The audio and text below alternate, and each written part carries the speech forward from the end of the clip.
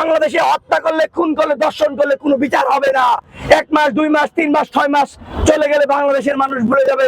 5ই আগস্টের পরে বেশ কিছু হত্যা হয়েছে, বেশ কিছু দর্শন হয়েছে।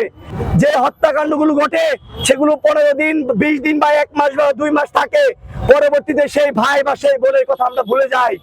যদি এই বাংলাদেশে যারা হত্যাকাণ্ড চালাবে তাদেরকে যদি আইন অনুযায়ী প্রকাশ্যে যেরকম ভাবে খুনি হাসিনার আমলে ইনকাউন্টার দেওয়া হতো যারা মাদক সেবন করতো, ঠিক তেমন ভাবে যদি ইনকাউন্টার করা হয় যারা হত্যাকাণ্ড চালায়, তাহলে ভবিষ্যতে কেউ যদি হত্যাকাণ্ড চালাতে চায় তাহলে তারা চিন্তা করবে যে আমি যদি আজকে হত্যাকাণ্ড করি আগামীকালকে আমাকে ইনকাউন্টার করবে রাষ্ট্র, তাহলে তারা সেই জায়গা থেকে বের হয়ে আসবে।